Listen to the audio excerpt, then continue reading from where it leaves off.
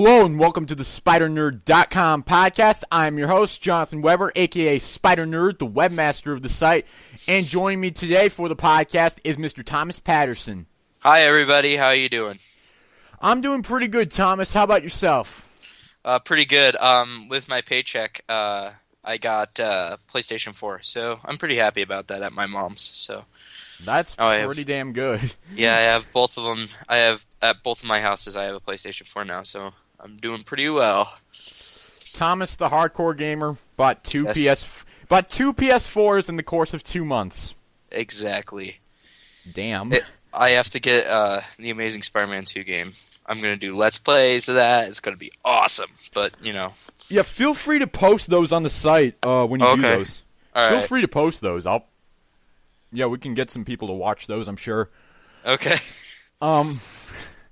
Yeah, but as for myself this week, I've actually done a bit of purchasing myself. See, I worked this week, and I also got a paycheck. So with that, I used that to pick up a couple of comics myself. I don't have them all in front of me, but off the top of my head, I picked up Amazing 72, which I got for a fairly decent price. Those Lee Remeda issues I've found are going for a little bit more on eBay than they were a month ago when I was looking back at them. I wonder why. It's probably just because the movie's coming out, so prices are going up. and then they had the Super Bowl spot, and everyone's all getting hyped up for it, and it's like, okay, we're gonna charge more now. Yes, Spider-Man's getting back into the public eye heavily, so I'd imagine that's why prices are going up.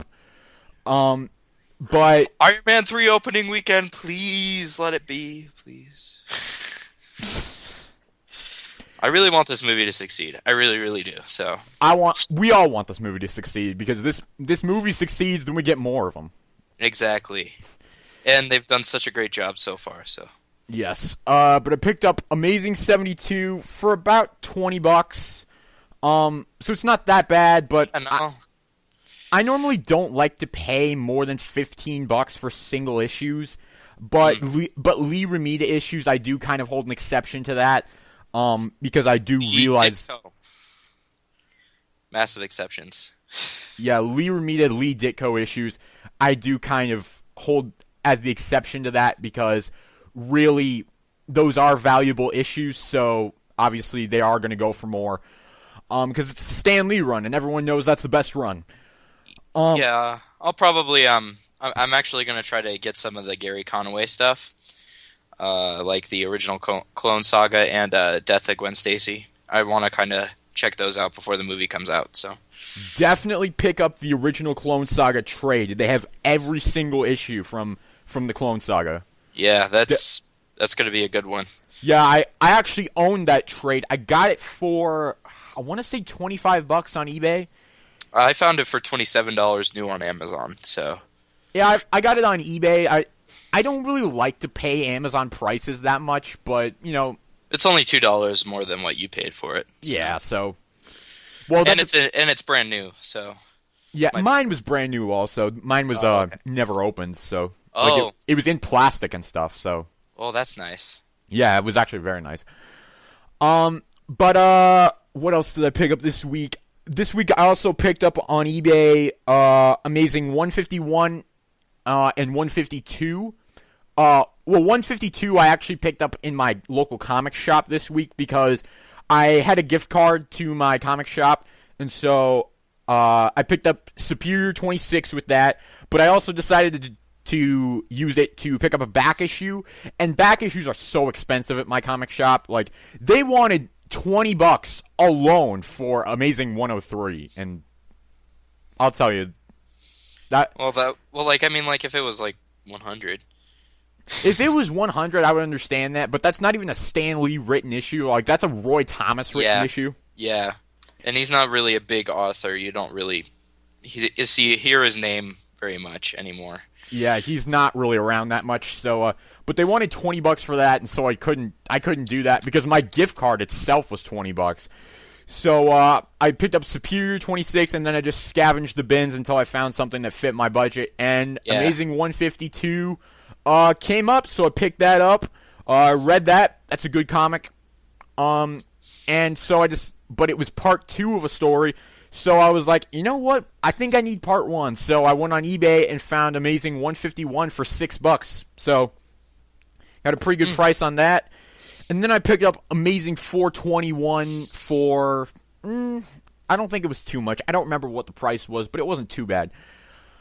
But that's pretty much been my week this week. I've been doing reviews for the site. I've been getting back into that groove, and yeah, that's pretty much all I've been doing this week. I picked up some comics, read some comics, and yeah. I watched the first part of the Super Bowl teaser, but we're not going to discuss that today because it's only the first half of it, and we're going to be discussing it in full next week, so we are actually going to hold off on talking about that, which is probably unfortunate for us because there's really nothing to talk about this week, except, well, in terms of news anyway, except for one news story, but that was really it. But the Super Bowl spot was awesome. I will be honest with you. Yeah, what we got of it was pretty badass. Yeah. It was pretty badass. But we can't talk about it. Oh, gosh. Yeah, we got to wait till next week. In terms of little housekeeping little things, first of all, you may notice that James isn't here. He unfortunately had to work today, so he will be hopefully back with us next week. We're not sure yet, but hopefully he'll be back with us next week.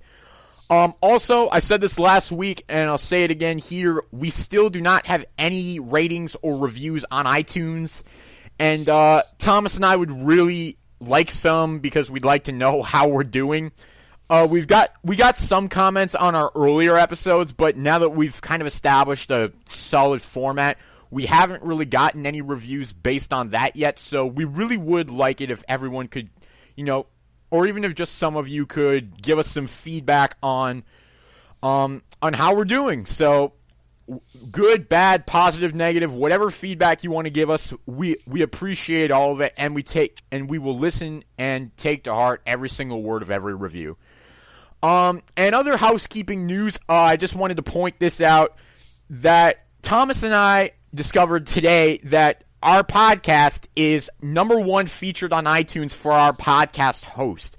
We are hosted by Podcast Garden, which is a free podcast host on the internet that I found on a whim one day. And so I looked on that site, and their number 1 podcast on iTunes was our podcast. We are the most successful podcast for that host. We're not the number 1 podcast on iTunes or anything, but we are the number 1 for our podcast host specifically. So I just thought that was pretty cool, and I just wanted to thank everyone who listens to the show and has made that possible, because honestly, I didn't even think we'd get this far with the podcast. I mean, we're hitting 20 episodes this week, and it's pretty cool. I gotta say, I didn't expect to make it this far, but I mean, I couldn't have done it without Thomas, James, Jacob Blowbaum, who hasn't really been with us for a long time, Ed Jones, Warren Lewis, all these people who have joined me on this show. I couldn't have done it without them. So I just wanted to thank Thomas and thank everyone else who's been on this show. And here's to 20 more episodes, hopefully. Yay! Hopefully we'll make it that long, but I don't plan to stop anytime soon, and I hope Thomas doesn't either. Nah. In it for the long haul. Yeah, I love doing this show every week. It's easily one of the best parts of my week. It's relaxing. Well, I just love talking about Spider-Man, so. Yeah, me too. I can't talk about it with my friends because they are like, nerd! Yeah, well, see, here's the thing about my friends at school. I could talk to them about it, but they don't really understand what I'm saying. Oh, okay. They don't speak Spider-Man. Oh, they don't speak Spider-Man. They speak, I can talk to them about the Marvel Cinematic Universe, but I can't talk to them about Spider-Man. Oh. They speak Marvel, they don't speak Spider-Man, so. I was talking to my friends, and I was talking about the Amazing Spider-Man and stuff, and they're like, so when is he going to join the Avengers? And I had to give them the whole explanation. They're like, I didn't understand any of that. The money solves everything. He's going to be in the Avengers eventually. I'm like, okay. Whatever. Yeah, those are the naive people who don't understand the fundamentals of the Spider-Man movieverse. Exactly. All right. Well, so what are we talking about today? Well, first we got a comic that came out this week, Superior 26, and so Hoorah. yeah, we're finally going to talk about that. This is the final issue before the Goblin Nation arc and the sixth to last issue of Superior Spider-Man. We only got 5 issues left after this one, so 27, 28, 29, 30, 31. Okay, yeah. yeah, we only got 5 issues left, and the final issue is going to be like a 64-page spectacular, so like a double-sized issue or something. Oh, great. Yeah, that's what that's $10 out of my wallet in April. Are you gotta be kidding me? No, actually, it's only $5.99. I know. And then you have Amazing, which is another $5.99. Yeah, so that'd be $12. Gosh darn it! And then I have to pick up like Iron Man and stuff with the all new Marvel now. Stupid Marvel, stop relaunching. Well, let's see. What am I going to be picking up in April? I'm going to be picking up Superior 31, Amazing number 1, Ultimate 200, maybe. Probably, I'll be picking that one up for sure. If Miles Morales Ultimate Spider-Man debuts in that month, I'll be picking that up. Gosh. I found that interesting title change, but whatever. Yeah. But, yeah, April's going to be an expensive month for us, and I'm probably going to spend about $50 in the course of May just going to see The Amazing Spider-Man 2 as many times as I can. Oh my god. I'll probably go see it so I'll see it the day it comes out with my friends, then I'll go see it with my dad in IMAX the day after that, and then I'll be going to see it the next weekend just because I feel like it. Oh, so here's the thing about me with first showings of movies. I always go alone the first time. Really? Because here's the thing, I feel like if I go alone, I can just geek out at the parts I find awesome. Because it's like the first time I see it, I won't have to hold it in. The second time I see it, I'll be able to hold it in because I've been able to geek out once before. That's kind of my approach on it. My approach is I geek out in the movie theater because a lot of my friends will be like, "Oh, what's going on?" And they'll ask me after that why I geeked out about it, and then I can always explain it to them, and then they get more well-versed in what I'm talking about. Yes. It's always good when we teach people, our ways of thinking. Our most the needed parts of society. Very important to learn about Spider-Man. Yes, very much so. It'll help you vote, people! Yes. If only Obama would reference Spider-Man in the State of the Union address, that would have been funny. That would have been funny. I think Spider-Man's actually his favorite character. Fictional character. Yeah, probably because last year he had that image of a kid Spider-Man webbing him to a wall, so. Mm-hmm. I think it's his favorite character. That's why they had Obama in one of the Amazing Spider-Man issues when he was elected. Yeah.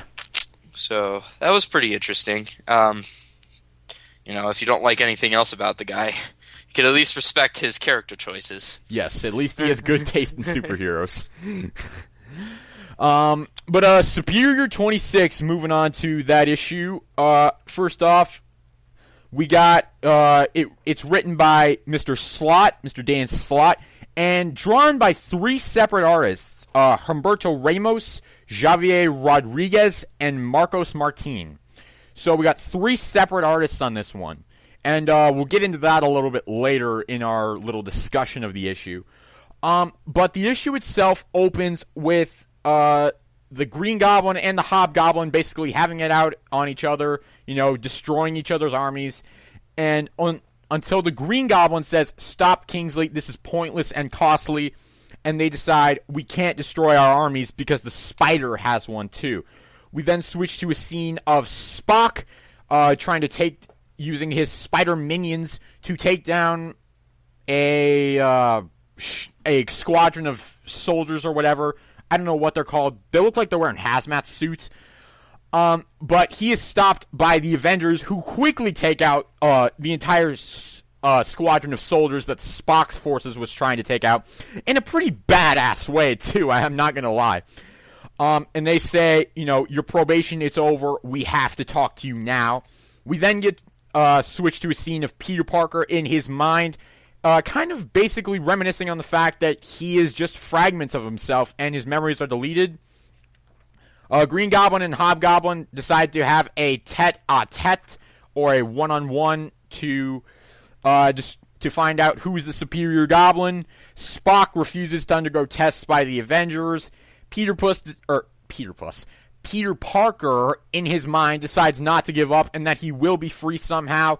The Green Goblin reveals that he is Norman Osborn thanks to the scar on his chest from where the glider hit him back in Amazing 122. He supposedly kills Roderick Kingsley only for Phil Urich to reveal that it was not actually Kingsley under the Hobgoblin mask, but he destroys the body so that the evidence is gone and that the Hobgoblin's men will stay with the Green Goblin's army. Meanwhile, Spock quits the Avengers in a fit of rage, and Roderick Kingsley, in some part of, I think it's Paris, because I see the Eiffel Tower there. Roderick Kingsley is training another Hobgoblin duplicate, and he decides to raise a toast to Norman Osborn and the Goblin cult, saying that their victory today was earned. And that's basically the issue. I know that was a really crappy synopsis, but this issue is kind of hard to summarize because there was a lot going on in it, but also because of something I'll mention later. So, Thomas, initial grade on Superior 26. Well, it was certainly better than pretty much all the Darkest Hours issues. So I'll give it a C+. C+. All right. Like you, I definitely enjoyed this more than anything Darkest Hours put out. I'm actually going to give it a solid B. I did feel that it was a good issue overall, but it wasn't without its issues. It did have some problems that really did kind of get to me, and we'll talk about those in depth as we go on here. But just speaking generally overall about the issue, this was kind of a weird issue for me because there were 3 separate stories in here that really didn't fit together at all. And to me, it just felt like this issue was 3 separate one-shots that were just kind of jammed together into one issue. I don't know how you feel about that, but that's what it felt like to me. Yeah, I would agree. I think that there have been so many plot lines basically building up, and that Slott just didn't bring them to conclusion or to fruition when they probably should have logically concluded. And so now, unfortunately, with his run ending, not the fact that Superior is ending, because I'm happy to see Peter Parker back, but the fact that it's ending so quickly, he has to rush every storyline in and finish it up so quickly that it's becoming a little bit obnoxious when you keep switching back and forth. And it does kind of make me wonder, did Slott actually originally plan for Superior to go farther than it's actually going to? Or, was this always the plan from the beginning? Because really, to me, a lot of things do seem really, really rushed throughout these past few issues. I remember him talking to someone on Twitter, and Dan Slott was like that the editorial at Marvel wanted the series to end sooner, before The Amazing Spider-Man 2 came out, and he said that he could keep it going until The Amazing Spider-Man 2, so apparently it was his decision to keep it going this long, and I'm just surprised that, I just think he's just trying to rush everything through. I think he just kind of went like, oh crap, when he looked at how much time he had left in these last 5 issues, he's like, okay, I guess I better, get stuff finished up here pretty soon, so that's my take on it. Yeah, a lot of things have been rushed in these past few issues, mainly the Goblin plot. I stated my grievances with that back when we reviewed Superior 25. Yep. And so, a lot of things have been kind of rushed. But getting into the actual story of this book, like I said, there's 3 separate stories. So I think we'll start with the one negative story that I had. That was contained within this issue, and that was Spock versus the Avengers. Mm-hmm. This story, honestly, was really no better than it was back last issue, because my main problem with it was the fact that the Avengers really didn't do anything. Mm-hmm. It was just like, okay, we're gonna give you, we're gonna threaten you, Spider-Man. if you don't tell us why you're acting like this, we're gonna read your mind. But we never actually do anything about it. We just ask you questions, kind of play good cop, bad cop, and ultimately nothing comes of it from the Avengers themselves. And that was really disappointing for me. Yeah, I would agree with that. I think the whole series has basically been portraying the majority of the Avengers as idiots and people who just simply don't understand. It's basically qualifying Spock's hypothesis about them and how they're basically worthless and that without him, they're basically nothing, as he says later in the issue. I just feel like the whole thing, ever since issue, which one was it? Was it 8 or was it 7? 7 or 8? It was one of those two. He was approached by the Avengers at the end of number 7. Number 8 is where they performed the tests on him. Okay, so number 8 is my problem with it, is how they couldn't accurately run the tests, and then they threaten him and say, we're going to read your mind, and then they don't follow through when he's completely acting out of character and saying, fine, then I quit. And they don't even bother to go after him. They just it's like he quit the Avengers because we were going to have his mind read. That doesn't indicate anything suspicious whatsoever. I said when we reviewed Superior 25 that pretty much every scene in Superior with the Avengers sucks in some way. This is a continuation of that because really there's nothing good about the Avengers storyline in this. I mean, there really isn't. It's just... I think the whole thing, ever since the beginning, has been... the Avengers with Spider-Man has been a messed up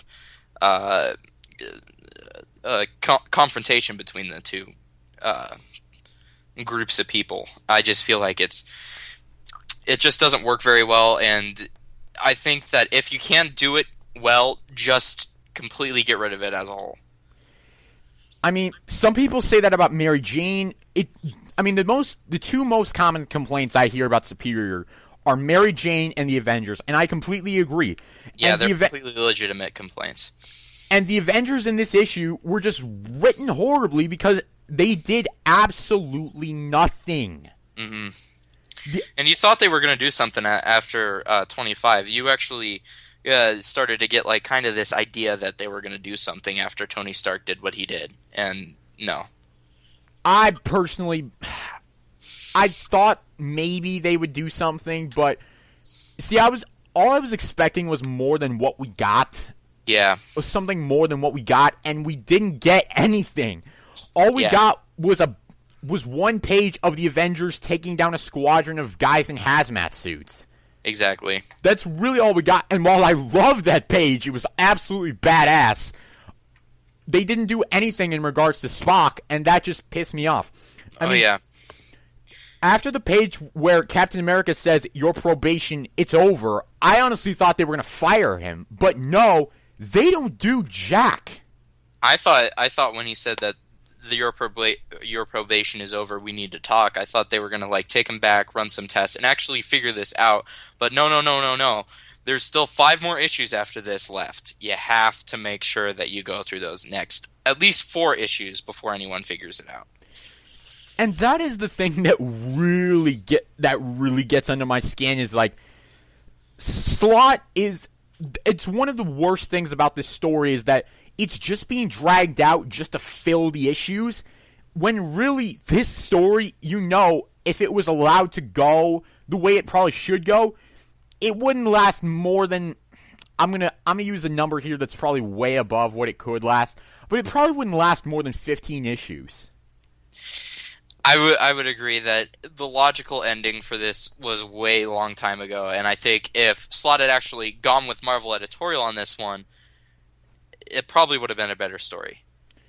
I agree with you there because a lot of this is just relentless. It's just over and over we're seeing the same thing, the same stupidity, and it gets really old after the first time. I was thinking that after 10 issues, this story should have been done. That if everything had culminated the same way and like not been spread out so long, everything would have been better for it. That probably would have been the better thing to do because a lot of it would have been more compact, more to the point, and we wouldn't have had to deal with all these storyline issues. Mm-hmm. But ultimately, the Avengers story ends with Spock quitting the Avengers, and I have to say that really disappointed me for the sole reason that he left the Avengers by his own will when he really should have been fired. Yeah. After all he did, I think he should have definitely been fired. Like, I mean, there were all the signs pointing to that this guy wasn't Peter. And more than just put him on probation, I would have fired him and then put him under surveillance. Yeah, that probably could have been good, but obviously, I mean, why would Dan Slott do something like that? Because something actually intelligent with characters? I don't know. Because it would end the story quicker? I don't know. Yeah. Like, I mean, you could have even done that, and it wouldn't have ended the story any quicker. Like, he had no confrontation with the Avengers after they put him on probation up until this point. They could have just said, you're fired and we're putting you on surveillance. Or don't even tell him that they're putting him on surveillance. And then the story would have gone on as long as it had anyway. And you would have saved the Avengers from being absolutely stupid. The only scene in the actual Superior book where, and this isn't counting Superior Team Up or anything, the only scene in Superior where Spock interacted with an Avenger in between number 8 and number 25 was number 16 when he got a call from Captain America right as he's about to kill the Hobgoblin, with Captain America reminding him that he's on probation, and that's what stops Spock from killing Phil Urich. That's really the only thing that comes up, and it's just like, ugh. Well, it was stupid. Why would I just don't understand why that would have mattered anyway. Yeah, like, it was a stupid part of that issue, but that those 10 issues I would have to admit are probably the strongest run from 10 to 19 around there is probably the strongest issues of Superior. I'd say 14 to 21 because I can't stand No Escape. Really? I was all right with it. Oh, I hated it. I thought it was boring as hell.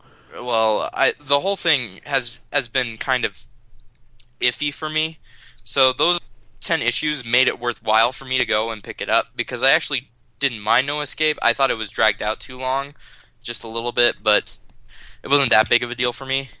But most of the other issues, they just fell flat for me, except for the first arc. The first arc was all right. I'm particular towards the Massacre two-parter. I quite like that.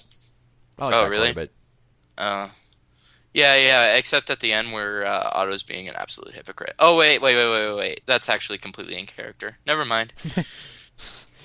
But getting back on topic, yeah, the Avengers storyline in this issue, it was worthless.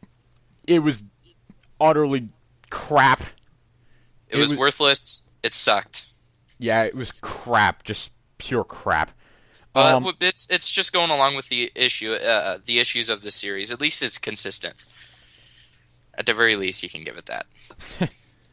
Well, moving off of that topic, we have the Peter Parker story in this issue. And I have to say, I really liked how they sort of portrayed Peter Parker and his situation in this issue. Oh, yeah. The Avengers story is terrible, but I feel like the Peter Parker story kind of evens it out, maybe even just a little bit, but the Peter Parker story is completely in character for Peter, and I feel like it gets to the core of what makes Peter who he is, and it really helps kind of my feeling towards this issue, which is why it wasn't negative. Like, if it was all the Avengers stuff by itself, I would have been incredibly bored. Oh, had this issue been entirely the Avengers storyline, this would have gotten an F. Yeah. But the Goblin storyline and this Peter storyline are what saved it for me. But, I really, really like how they're kind of portraying Peter in this. I said in my review that I kind of propose that we throw out the term Ghost Peter because he's not really a ghost in this issue, per se, because what he really is in this issue is himself, but he's trapped inside of his subconscious. Because his brain patterns are being kind of overshadowed by Otto's brain patterns. But Peter himself is still in there and is slowly trying to wipe away the Ock part of his brain. Yeah. Although I was noticing that with the Mindscape stuff is how Peter is sort of amnesiac. I felt like I had that spoiled for me because they were talking about Foul Glove making a digital series about how Spider-Man was an amnesiac before 25 came out. And I was like, okay, so he clearly doesn't have all his memories. So they kind of spoiled this whole thing for me before I even got to this issue. Yeah, but that's also something I want to talk about is, do we think that come Amazing #1, Peter's going to be an amnesiac, or do you think or do you think that little digital comic is going to be completely separate and is going to take place before Amazing #1, and he's going to get all his memories back by the time that issue comes out? I don't think he's going to have all his memories back, because I remember that Dan Slott was basically teasing how in Amazing #1 that he was going to do something that wouldn't make everyone happy. If this is all that it is that he's an amnesiac Peter, I hope that's all it is. Because honestly, that's probably one of the best things that he can do that won't actually make me angry. Now, if he kept Otto in his subconscious and made him like relegated to the spot that Peter's in right now, I would be pissed. So Yeah, because I'm really hoping that that's just what it is. We don't need to be reminded that Superior happened throughout all of freaking time. Yeah. Time. Yeah, I absolutely agree, and I think it would actually make it more accessible to new readers. Maybe not the amnesiac part, but to keep Otto out of it.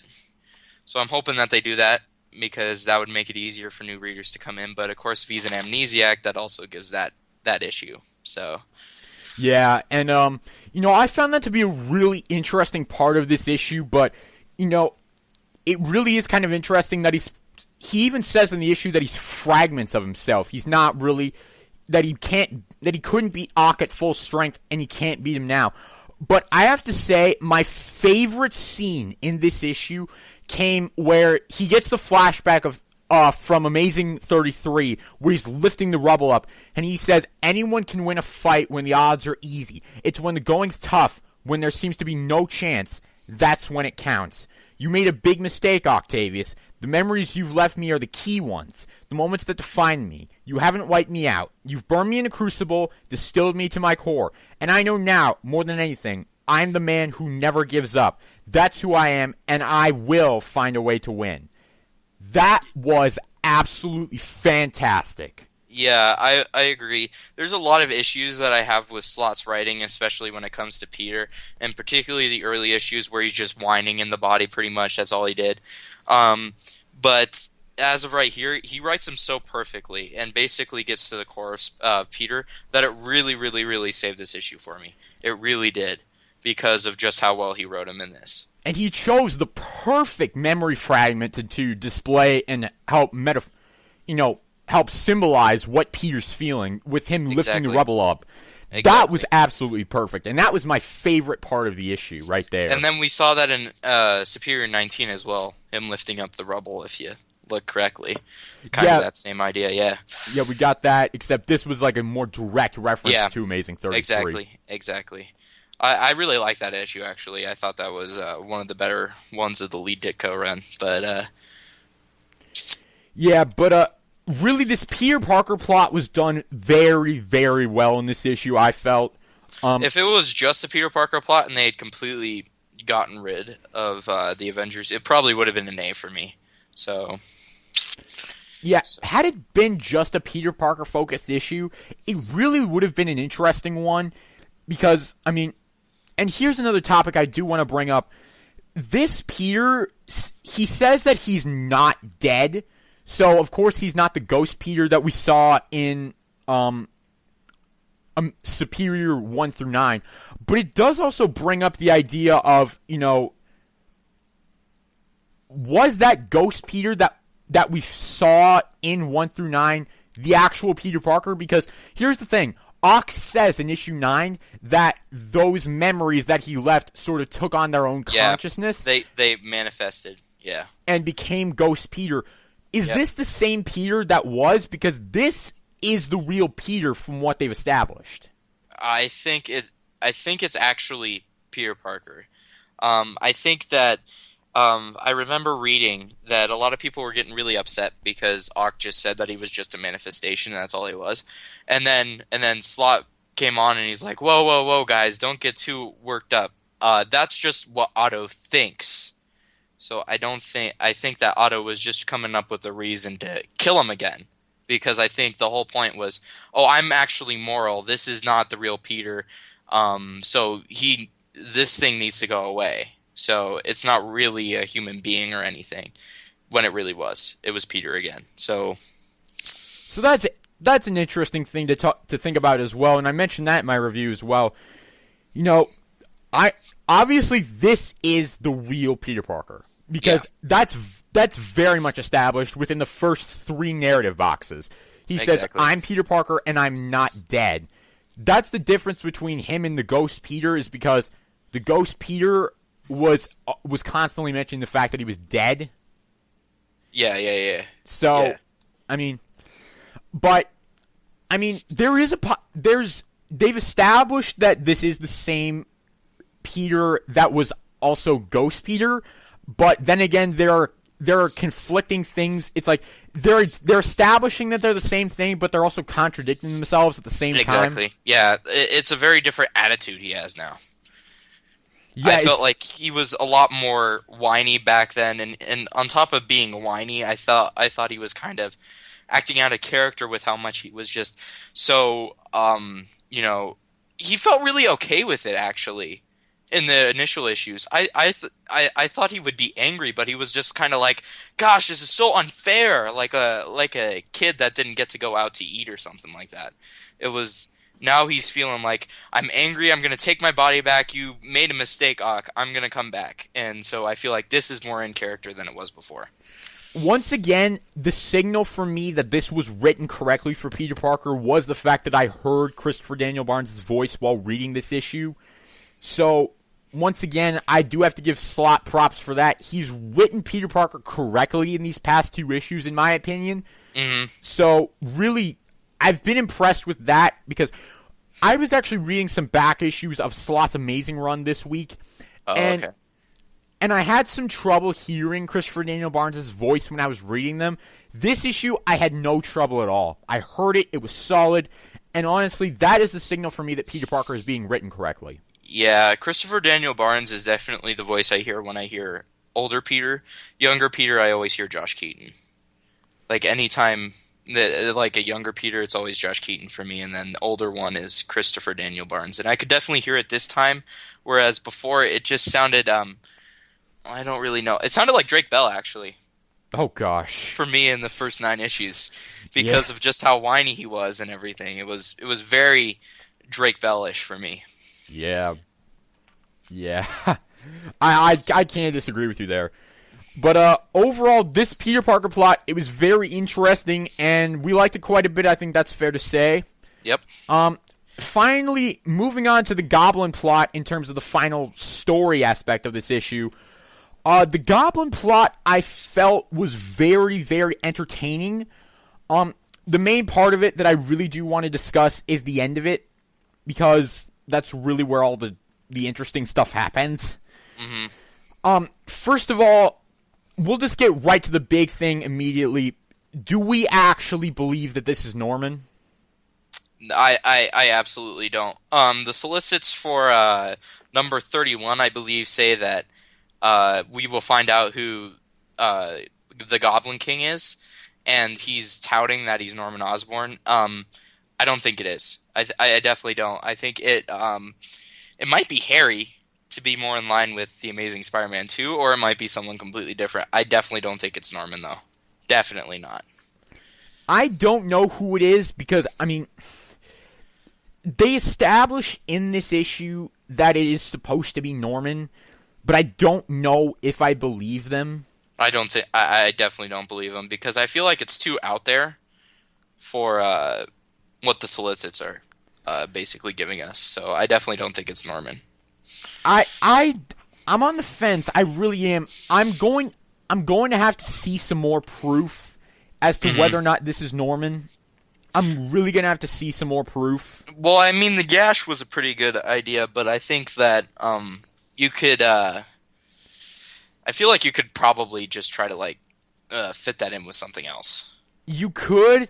I mean, the gash is the one thing that's really getting me about this because, I mean, that would be kind of hard to replicate. Yeah, exactly. On another person. So that's considering that you'd have to be impaled by a glider. Yeah, so that really is the thing about this that's really. Is there anyone else who's been impaled by a glider? Ooh. Not that I can remember. I can't remember any other one either. I'm sure the listeners will be going like, "Oh yeah, this guy, this guy, yeah, this guy." Yeah. There was this random guy that only appeared for one issue. There was, like they'll go on and about it, and we'll be like, we'll feel stupid. Yeah, but yeah, that is the one thing that really does make me think this might be Norman, but I'm gonna need to see some more proof. Yeah. I'm ultimately going to need to see some more proof. I definitely don't think it is, but, I wouldn't be altogether incredibly surprised if it was. I definitely think that the whole point of, like, Superior Spider-Man, it would actually be really interesting for me if it actually ended up being Norman Osborn, because I actually kind of want to see what are considered two of Spider-Man's biggest villains kind of duking it out. At least one issue. So. See, that's the story I've wanted to see since this whole Superior thing started. Norman Osborn versus Otto Octavius. I think that could be epic. Yeah, I really hope that they try it and that Otto basically gets his ass handed to him and that's what makes Peter come back. I've just got the ending of Superior 31 right now. They take what's her name? Carly? No. MJ? No. Well, what's the ex-girlfriend? Anna Maria? Yes. Green Goblin takes her to the top of the bridge and tosses her off. And then Peter Parker basically tells Ock that he can't do it and that only Peter can save her. And so he saves her, and then he comes back and beats up Goblin. Oh, see, here's my theory on it, and my theory is really simple, and it's probably stupid, but my theory on it is that Green Goblin just hits him really hard in the head, and it somehow switches the brain patterns. Oh my god. Like, that actually does make sense. I just really hope that it's not that simple. It probably will be. Because I'd be like, why didn't anyone hit him on the head before? Gosh darn it. It would be like, but didn't Captain America hit him on the head with his shield in number 8? Well, I mean, the whole series basically been contradicting itself anyway. So I haven't read number 8 since that day it was released because I hated that issue so much. I'm pretty sure he got whacked on the head with a shield. So if they end up just being a hit to the head, which it might be, very, very well be, I'd be like, are you serious? Like, absolutely. That would actually really make me mad. But, there's a lot of things about this. I probably won't be that mad because I'll just be happy Peter's back. But I will still be upset that it contradicted itself in the end. Yeah. But moving off of the Green Goblin identity, I have to say the way he killed that fake Hobgoblin was pretty badass. Yeah. With his bare hands around his neck, that was pretty sweet. Yeah. It's like, damn, this goblin is brutal. Although I was a little upset because it was supposed to be like a final battle in which like one will survive and one will die, and it wasn't even Kingsley, even though it was advertised to be Kingsley. Although I'm glad that Kingsley wasn't killed because, he's such a strong character that eventually a writer would just resurrect him, and I hate having to go through resurrections all the time. I hate. Yeah, it's just. I mean, when I read this, I originally thought it was Kingsley, but then of course they did the whole mask removal thing, and then they showed Kingsley in Paris. But my first thought when he killed Kingsley was, damn, Dan Slott just killed off another character. At least it wasn't by Spock this time. Mm-hmm. Yeah, I just feel like with so many people dying by Slott that all it is going to be a massive resurrection 10 years from now. Just all these characters coming back. I'm going to be so upset. Just so upset.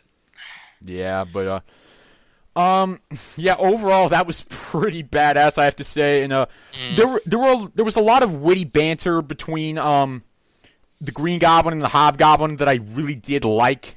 My favorite moment between them, I have to say, was Green Goblin mentions All Quiet on the Western Front, and he's like, ever read it? And the Hobgoblin's like, what? He's like, it's a book, Kingsley, with covers, pages, and everything.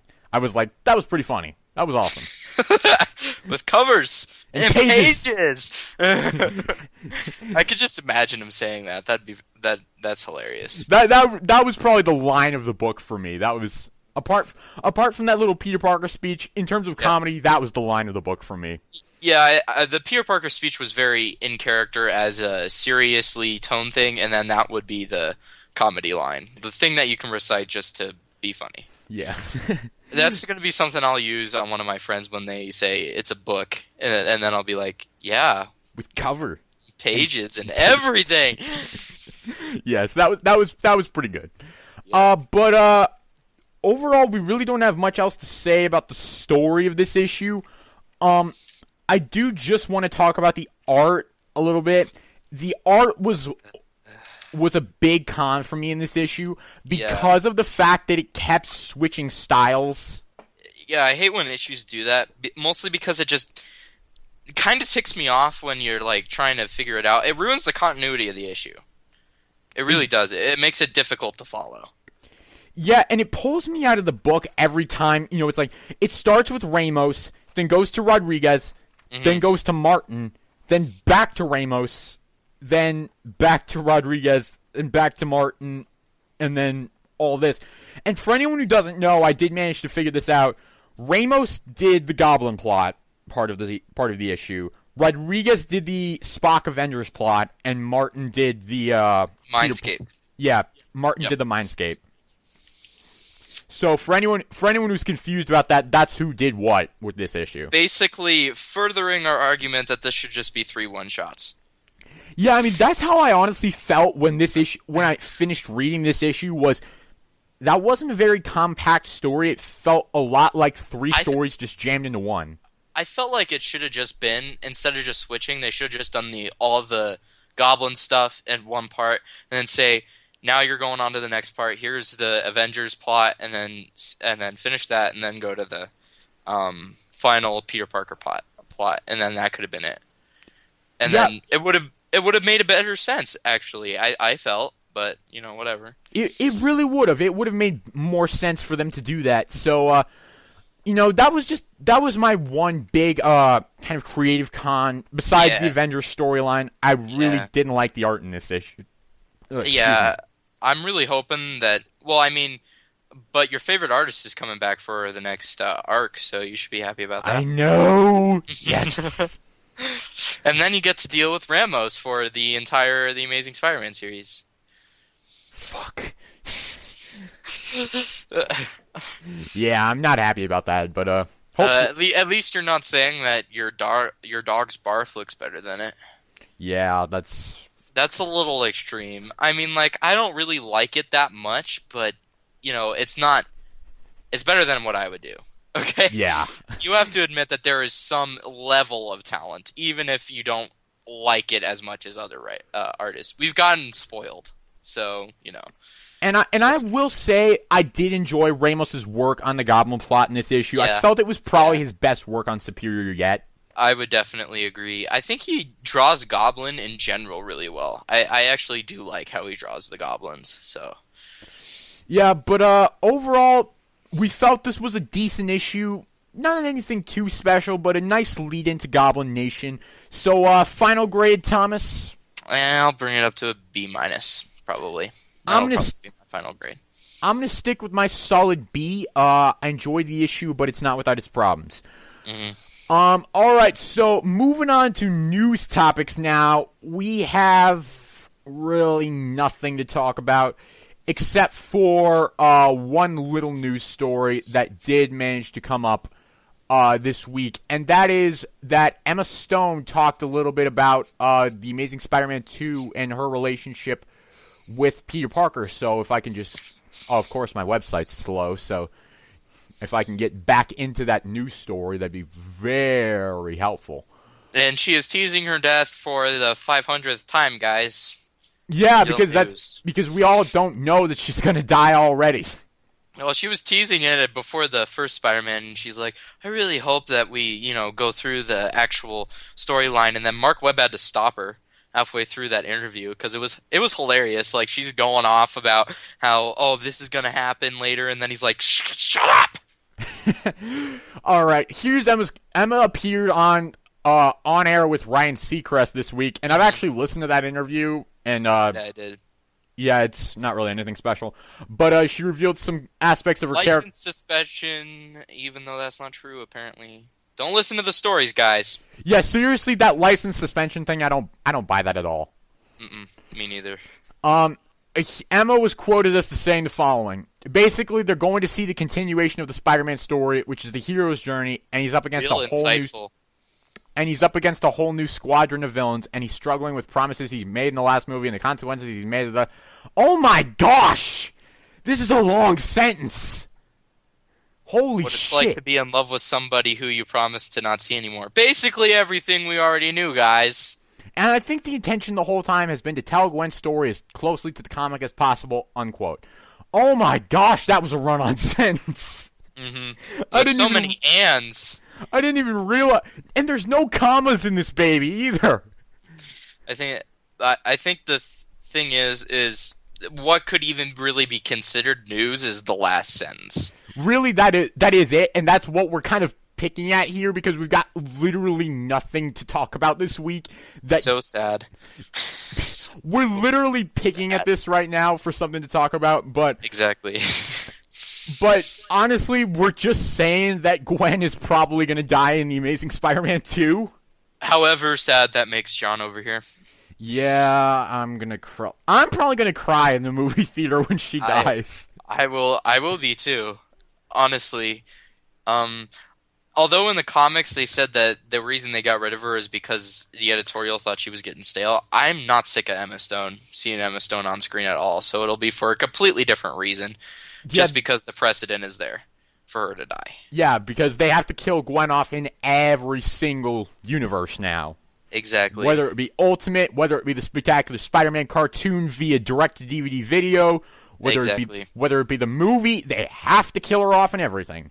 Exactly. And the whole reason she wasn't in the 90s animated series was because they said we couldn't kill a character. Yeah.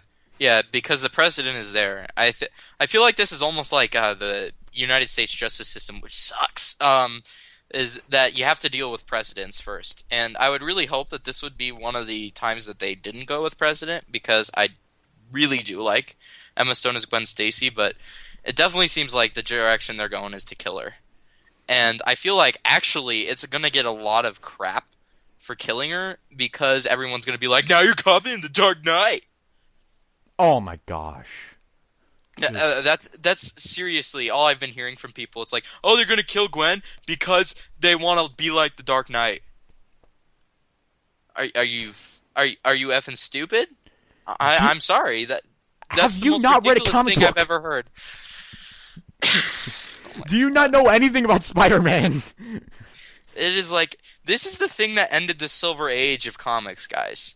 Gwen Stacy's death. The fact that heroes could fail at something.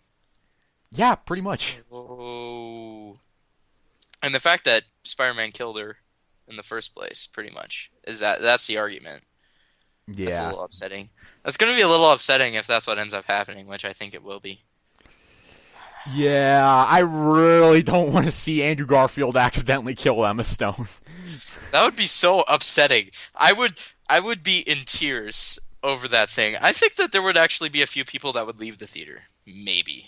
I'll be quite honest with you. Just how awkward would that be? Like, those two come home one night, they go home together, and they're sitting on the couch, and they're like, Andrew's like, I killed you today. Yeah, like when they film that scene, and then they go home, and they're like, I killed you today. Thank God you're still alive in real life. You want to take a shower? How awkward would that be? It's like, I killed you today. Yeah, I killed you today. Yeah, that would be a very, very awkward conversation. Hopefully I guess they probably just got around it because they're actors and they kind of realize that they're not telling the truth. I guess it's a little different when that's your occupation, is basically to lie. Yeah. So, Yeah, but it'll definitely be interesting. And we'll be able to talk about the Super Bowl stuff next week. But there's some very interesting footage in there that kind of alludes to that. some very badass footage.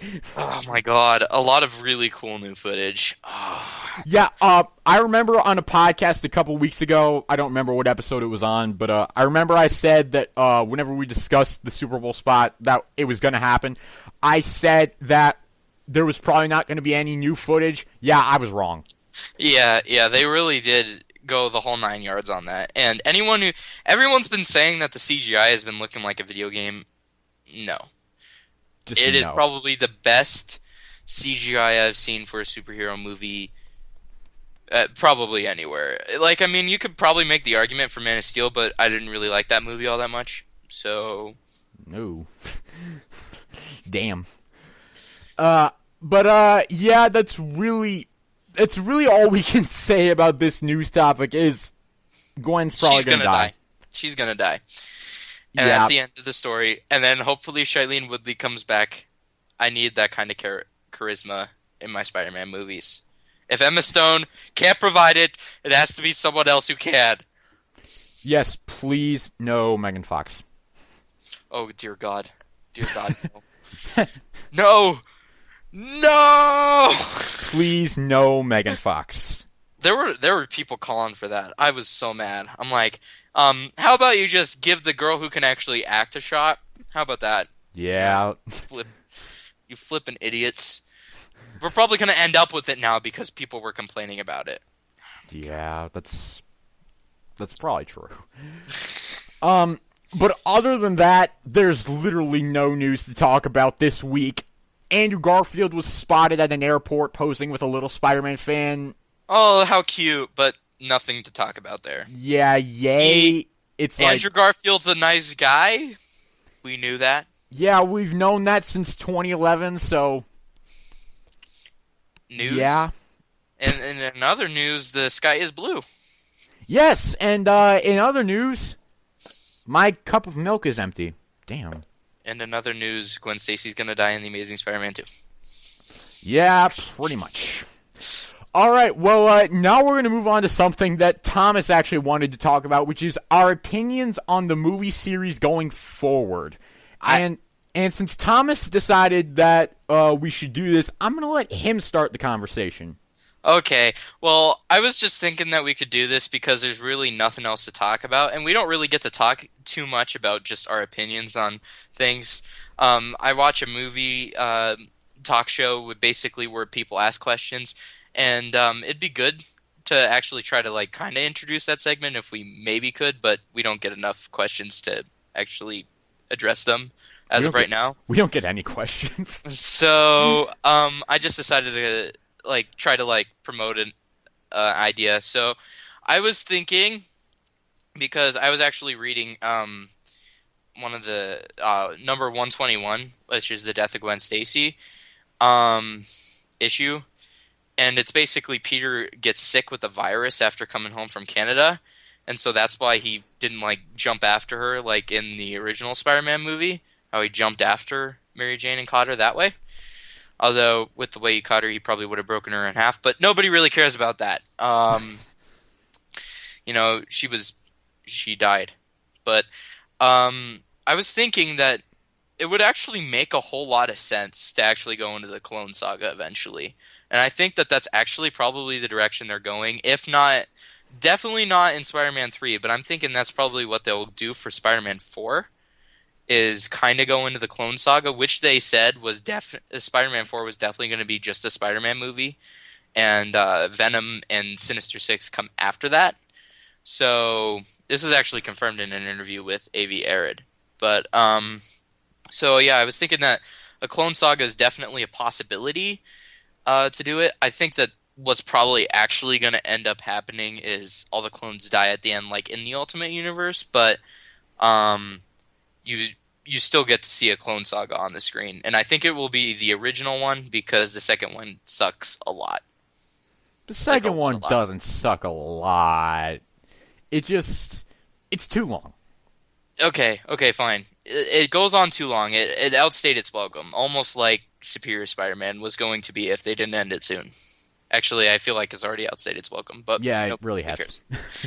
I enjoyed the second Clone Saga. I'll be quite honest with you. I enjoyed it.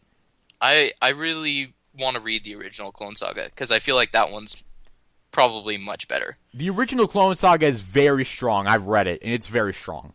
Yeah, I'm really actually would like to see a movie based around the original Clone Saga, especially if you're going to kill Gwen. It seems like a logical step at some point to do it. But without Miles Warren, it would be a little difficult to do. Yeah. And this maybe that's the guy who BJ Novak plays. That's just what I was thinking. Maybe it's BJ Novak.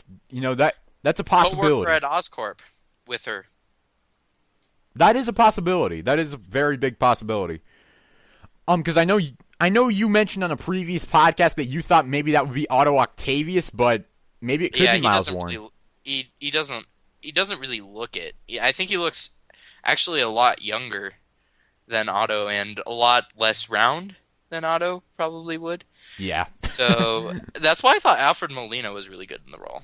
But Alfred Molina was a fantastic Doc Ock. Oh, I know. Like, if there were two people that they could keep from the last cast, it would be Otto Octavius, Alfred Molina, and J. Jonah Jameson, J.K. Simmons. Definitely. Those two guys. And then everything else can be recast, because I don't even care if you recast Willem Dafoe or whatever. Everyone else can go away, but those are the two I would have stay. Yeah, I really enjoyed those two in the original trilogy. Mm-hmm. But so you want to see a Clone Saga movie? I don't know how I would feel about that because I just feel like that doesn't really make a movie. I feel like it would actually make a pretty solid movie, and it would actually be something that I don't think any one of us have seen on the screen before. Well, I don't think we have, but it would be completely new. It would, but it's just the Clone Saga for me worked in the comic book because I'm trying It's to... heavily serialized? Yes, we'll go with that. And I just don't know if it would work on screen because I don't know if they'd give proper time to every important bit of it in the movie. Because the Clone Saga is not just a completely simple story. It is kind of complex. And so first of all, you need a good writer to do that. I wouldn't really trust Orci and Kurtzman with it. I'm not saying... Well, I think they're going to be working on Venom at that point. I think they're going to finish out this trilogy and then they're going to work on Venom. Yeah, they're going to... because we know they've signed on to write Amazing Spider-Man 3. And then Venom's supposed to come out, so I think that'll probably be a 2017 movie. And they're going to start doing that here pretty soon. And then we have an untitled Stan Lee project that they're working on with Columbia Pictures to bring another superhero to the big screen to go into Spider-Man's universe because they don't have any heroes other than Spider-Man. So they're just going to use that and make another one, which is actually a pretty good idea, I suppose. And this is kind of off topic, but you said that Avi Arad confirmed that Amazing Spider-Man 4 is a Spider-Man movie? Yep. Which makes me think that Mark Webb said that this story... this overarching story of the Amazing Spider-Man movies was originally intended to be a trilogy. Mm-hmm. It makes me wonder, well, what are they stretching that story out, or is Amazing Spider-Man 4 going to be kind of like a 10 years later kind of thing? What Mark Webb said was that it concludes in the third film, and that he doesn't really know what's going on with the Amazing Spider-Man 4, and that it could be more than just a Spider-Man movie. But Avi Arad said that we have two more Spider-Man movies after The Amazing Spider-Man 2. Then we have a Venom movie and a Sinister Six movie, and that's why Spider-Man's never going to join the Avengers, because we have enough stories to tell with these characters. All right, well, that's interesting in and of itself, but I mean, Andrew Garfield has even said himself that he doesn't know, that The Amazing Spider-Man 4 is quote-unquote nothing to do with him. Well, I think not right now. I think they're probably going to... It's probably going to be a Robert Downey Jr. type thing where they'll probably have to sign him again and give him a raise and stuff like that. But would Andrew Garfield really demand a raise? I don't think he would demand a raise. I think it would probably be more his agent. Yeah. I think it would be his agent that would ask for a bigger raise, because I think, unlike Robert Downey Jr., who is great, by the way, I absolutely love Robert Downey Jr. as Iron Man, but I think he's a little bit more into the money than Andrew Garfield is. I think Andrew Garfield's a lot more in it because he's a fan of Spider-Man, whereas that's not completely true. I think Robert Downey Jr. respects Iron Man, but I still think he's mostly in it because it's a big payday. And I mean, if you read a statement that Garfield made once he announced that he would be returning for The Amazing Spider-Man 2, he basically said, "It's my responsibility to return for Amazing Spider-Man 2. I don't take this lightly. This is a role that I take very seriously because I know how much it impacts people. And ultimately, I feel it's my responsibility to return." Yeah. Not because it's going to be a big moneymaker or not because it's going to, do all this stuff, because I need to do it. Yeah, I think it's pretty fair, though, to say that most actors probably wouldn't say it's because if the paycheck's good, I'll come back. Although Robert Downey Jr. was pretty much very, very out there with the fact that if the paycheck's good, I'll come back. But I think he's basically the most out there actor there is. But I would agree that Andrew Garfield, everything he has said has basically made me think that he is a huge fan of Spider-Man. And I do not disagree that he is a huge fan. So... More of a fan than Tobey Maguire ever was, because I know. Tobey Maguire really was just in it for the paychecks. Yeah. He said that he didn't read anything of Spider-Man in his life and all that other stuff. So I feel like that's why Andrew Garfield's portrayal is much more informed than because he's been reading Tobey Spider-Man Maguire's since he was 2. Exactly. I was into Spider-Man since I was 5, so he even has a leg up on me. I was into Spider-Man since I was 7, so he's got a half a decade leg up on me. Exactly, and that's what makes him such a great Spider-Man. He really is. He's everything I could have asked for in a Spider-Man. Yeah, exactly. I was really happy with him. I was really upset when they said that they were rebooting it, because I actually did like Tobey in the role, but Andrew Garfield is a revelation as Spider-Man, and I'm so glad that they did reboot it for that reason. I really am glad. Emma Stone. Yeah, I mean... Enough said. Emma Stone versus Kirsten Dunst. Ooh. Tough choice. Oh. Damn, it's almost like Emma Stone just kills Kirsten Dunst. Mm-hmm. It's almost like Emma Stone's the top of Mount Everest, and Kirsten Dunst is in the bottom of a pothole. Exactly. Exactly. Yeah. Shailene Woodley would definitely be a better Mary Jane than Kirsten Dunst was. I liked Kirsten Dunst, but I'll admit she's nowhere near Emma Stone. No. I didn't hate Kirsten Dunst at all either. I think a lot of the hate that she had was really unwarranted, but I would rather see Emma Stone and Shailene Woodley in the series than Kirsten Dunst. Yeah, so to kind of sum up our discussion so far, because we haven't really been following any strict format for this, you basically you kind of think a Clone Saga movie could work? Yes. I don't know how I'd feel about that. Well, I feel like a lot of people could say that about a lot of storylines that they try to adapt. Like, I don't know how I feel about the Days of Future Past movie, per se, but I think that they could do it right. So I think that all it does is come down to execution and how well they do it. That is very true. I mean, because, see, a lot of people are fearful for The Amazing Spider-Man 2 because it has 3 villains. So did Spider-Man 3. But the thing is, it does ultimately depend on how it's executed. Mm-hmm. Not because it has 3 villains doesn't necessarily mean it's gonna suck. Mm-hmm. Spider-Man. It depends on how it is executed. In Spider-Man 3, I feel the biggest problem with that is felt like 3 different movies to me. 3 different plot lines. It was almost like this issue that we just reviewed. It was just so many different things just coming together that made it really difficult to follow. And then they characterized Peter in a very, very, very weird light as he had the symbiote. I mean, I'm not saying that Spider-Man 3 sucked. I actually did like it. Mm-hmm. I have some problems with it. I mean, I do recognize the problems with it, but overall, I did feel it was a good movie. I'll grade it positively, but ultimately, I don't think The Amazing Spider-Man 2 is going to be like that because personally, I do have faith in Mark Webb. I do, and I feel like it's actually a lot more connected. Everything is coming from Oscorp, and a lot of people are saying, "Well, that's just lazy." Well, I mean, realistically, and I know we're talking about some guy who can crawl on walls and spin webs, but just stick with me here. Narratively, it makes more sense for villains to come from one place than from, here, there, and everywhere. Yeah. Because, I mean, it's like, first movie, in the Raimi trilogy, Green Goblin came from Oscorp. Second movie, Doc Ock came from his own experiments. His own experiment. Third movie, Symbiote came from space. Sandman came because people can't figure out the mass difference between a bird and a man. That was probably the weakest part of that movie, I have to admit, in terms of plot holes. I never bought that, even as a kid. I never bought that.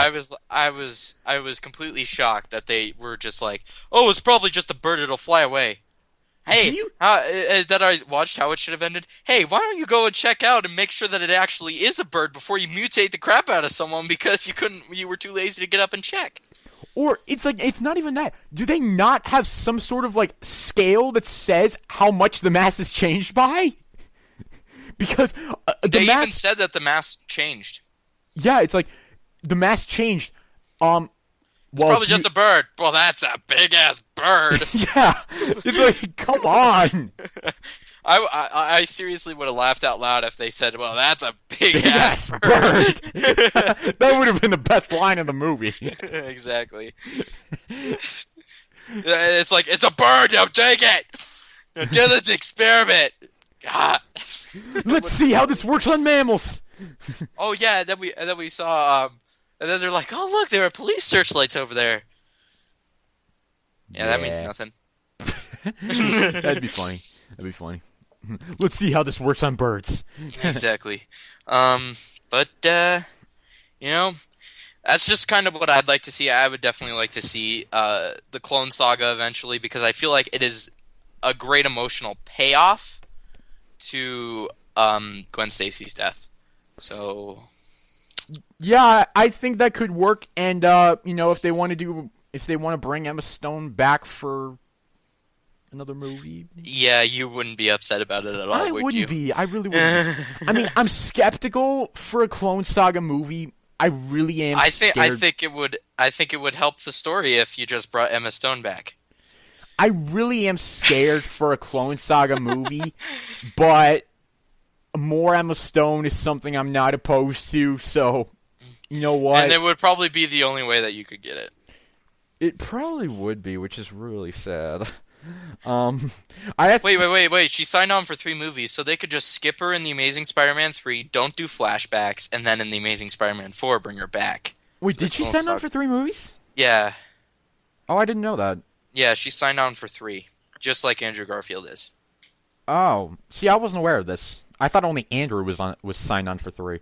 No, and Mark Webb was signed on for 3 movies. However, his contractual obligation with Fox kind of made it a little bit iffy, but he came back anyway. So yeah, but so that's really what you want to see out of the Amazing Spider-Man franchise.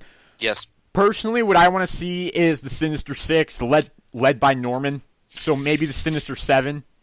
Oh, dude, no. No. I mean, I would really like that. It's not the actual idea itself, but I feel like the direction that goes is eventually Peter's death. So I want them to stay away from that. See, I don't think they will. I really don't think. I really think it'd be stupid for them to kill Peter off. I don't think they will. That would be a really stupid move on Marvel's part. I mean, sorry, Sony's part. to try to like pull a comic book stunt and see how well it works. I really don't think they will. I think they'll keep him alive, but you know what? They're building. I mean, it seems to me like they're building up to the Sinister Six and Norman Osborn as the Green Goblin. So I think that actually might be the next movie. Because let's see, after this movie, we'll have Rhino, we'll have Electro, and we'll have Lizard. And Lizard could probably be manipulated. Like, if Norman Osborn knows enough about him, he could probably just say, we'll kill your kid and your wife if you don't come with us. You know, those two people who weren't shown in the movie but were shown in deleted scenes. Exactly. So the audience will not know who they are. Exactly.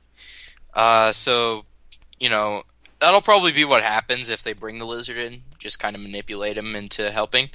And then all you'd have to do is introduce what? Doc Ock and Vulture. Doc Ock and Vulture. Because we saw their Easter eggs in the trailer. Vulture would be really easy to bring in because he's basically a Rhino-like character where he doesn't have too much development to bring him in. So you could just throw him in there. And then Doc Ock would probably require a little bit more development. He'll probably be like the Electro of the movie. And Norman Osborn's been building for the entire trilogy, so there's really nothing you really need to do with him except get him in the suit. And then past that point, you can have the Sinister Six. Well, you need to cure him first. Well, I think that you'll probably see a cure at the end of the movie. Because he's on his deathbed. Globulin Green. Globulin Green or Oz. For like the Ultimate Universe? Or just that random goblin formula from Amazing 40. Yes, but whatever. That can somehow make sure that you live if you get stabbed. Yes. And you regenerate so slowly over like 10 years. Yes. Yeah. But that's really what we want to see out of the Amazing Spider-Man franchise. So, Thomas, any final words on that? I really want to see the Sinister Six, but I think we'll be getting that one sooner rather than later. The original, I think that'll probably be the Amazing Spider-Man 3 as the conclusion of the trilogy. They might even keep Green Goblin, the Green Goblin Harry Osborn that we see in this movie, and have him be in there.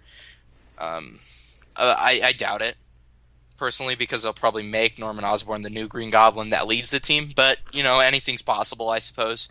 And then I'm really hoping for the Clone Saga in the fourth movie. Great emotional payoff to Gwen Stacy's death. So it's a possibility, but, you know, you never know. You never know. All right, so the final bit of this podcast is going to be yet another retro review from me. So today, what issue are we covering?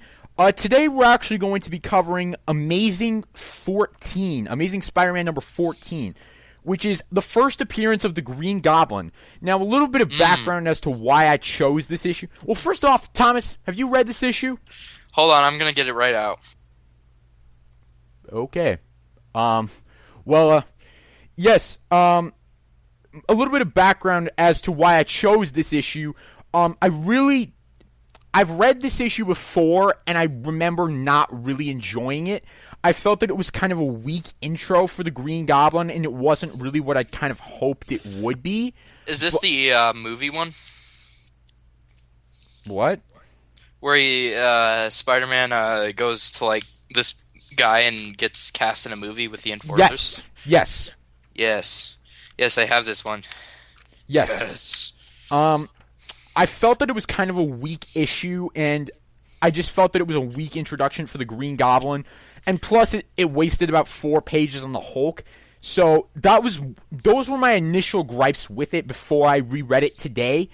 And so I'm going to go through it again, you know, point out some things that I liked, things I didn't like, and just kind of see how it holds up about a year and a half after I first read it and on a second read. So, first off, the issue was written by Stan Lee and drawn by Steve Ditko. I like the credits on the credit page. Stan Lee, the poor man's Shakespeare. Ditko, the poor man's Da Vinci. And Art Simic, who is the letterer of this issue, the poor man's Rich Man. I kind of like that. I thought that was kind of funny. Yeah. They have really great senses of humor. Yeah, I mean, it's cheesy 60s stuff, but, I mean, it's still fun to read. But we start off this issue with the Green Goblin making modifications to his flying broomstick. He ultimately goes to meet up with the enforcers and kind of recruit them to... Green Goblin was originally a witch, guys. Yes.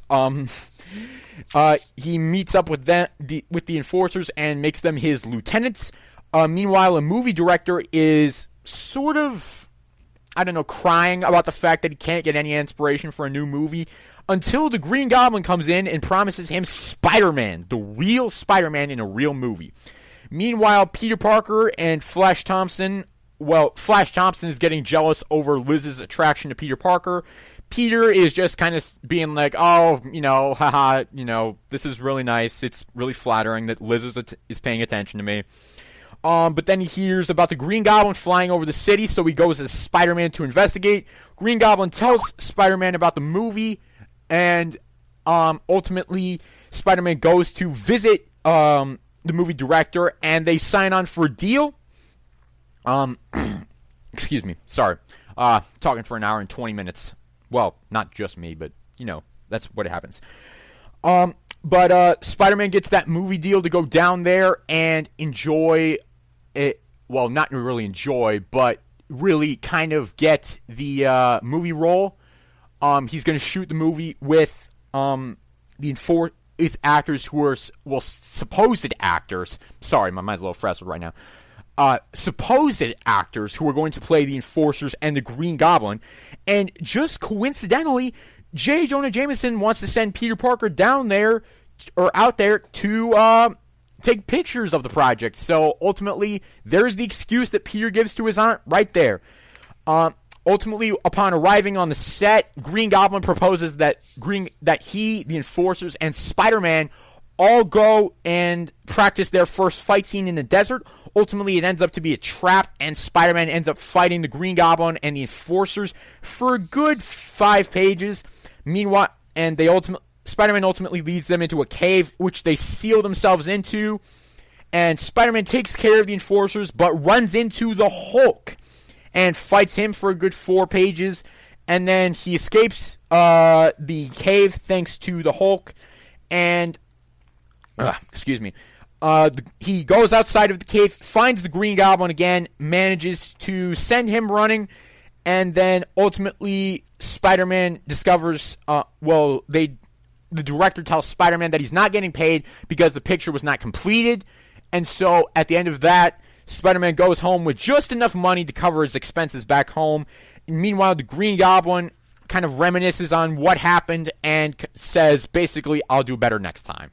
So that's the basic synopsis of the issue. It's not really too complex. It's a fairly simple story. A lot of it is action sequences, but it's not too complex, but it's the introduction of a classic villain. The reason I picked this issue was because the Green Goblin is one of my favorite villains from Spider-Man. It's him and the Lizard. They really kind of switch off daily as to who is my favorite villain from Spider-Man, him and the Lizard. And so I wanted to talk about this issue because, like I said, I felt it was weak upon my first read. On the second read, it's a little bit better than it was, but I still do have problems with it. First of all, the flying broomstick, I'm really glad they changed that to the glider because the broomstick just looked absolutely ridiculous. And every time Spider-Man would jump on to sort of fight the Goblin or confront the Goblin, I would always be thinking, how in the hell is that thing still afloat? Or how in the hell is one of them not falling off? Because that thing is not wide. I mean, it might be long, but it's not wide. Oh, that's what she said. Ultimately, Green Goblin is, I'm glad they changed that to the glider. The whole Peter Parker plot of him and Flash sort of, quote-unquote, fighting over Liz, even though Peter's not really fighting for her, I did like that plot quite a bit. I felt that was well done. The main problem I had with the Peter Parker plot was Betty Brant. Once again, if you've read my written reviews of Amazing on the site, you will know I'm not a fan of the Betty Brant-Peter Parker relationship. And Betty is just annoying.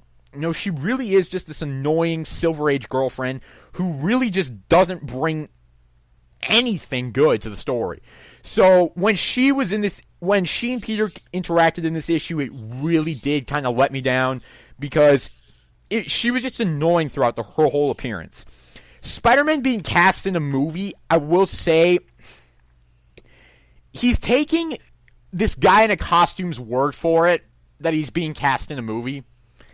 That's just a little nitpick, but that kind of got to me a little bit. The fight sequences I felt were fairly good. I felt that the action sequences were fairly good. A bit long, a little bit too long for my taste, but they were still fairly good and fairly entertaining. I felt that the whole explanation of they managed to stumble into the Hulk stomping grounds was fairly solid. It wasn't too bad. It wasn't done excessively poorly. The fight between Spider-Man and Hulk, I will say, was fairly boring. I didn't really enjoy it very much. I felt that it could have been done a lot better. But the fights between the Green Goblin, the Enforcers, and Spider-Man were kind of what made up for it. I did really kind of like those. But of course, in the typical Parker luck, Spider-Man gets screwed over at the end of the issue and doesn't really get any money at all. So of course we got that. So that's just really my thoughts on the issue. Is it better than when I first read it? Yeah, but it's not really anything amazing. If I had to give it a grade, I'd give it a B-. It's not an incredible issue, but it's an okay issue. It's one of the weaker issues from Stan Lee's run, or from the Lee Ditko era. But overall, it's not terrible. It could use improvement in some spots, but it's not terrible. But it's not great either. So, Thomas, do you have any thoughts on this Amazing 14 issue here? Yeah, I think it's a rather weak introduction to what I consider to actually be the greatest Spider-Man villain of all time. I really like the Green Goblin. I think he should have stayed dead. Personally, I think he should have stayed dead. I don't think bringing him back brought anything. I really like that he died after the Gwen Stacy because of what he did, and it was just a great payoff to everything. But getting back on topic, I think this is a really weak introduction to one of the greatest Spider-Man villains. Obviously, at the time, he didn't know that he would be the greatest Spider-Man villain, but Green Goblin, I felt like when you think about him, he definitely deserves a better introduction than this, in hindsight. The movie plot, I felt, was really, really weak. And maybe this is just because we're talking about it in hindsight, but it definitely reeks of 60s cheesiness. It completely reeks of it. And I just didn't like the movie plot. I really get kind of ticked off about how much Aunt May allows Peter to go across the country all the time. Like when he went down to Florida to fight the lizard.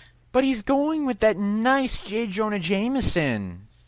Yeah, but like my mom wouldn't let me do that.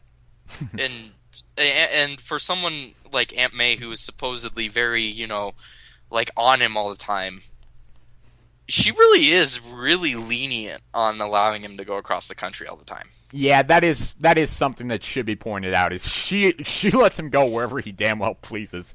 Exactly. And so I thought that was a little bit, weird that they allow that to happen. But other than that, the story is all right.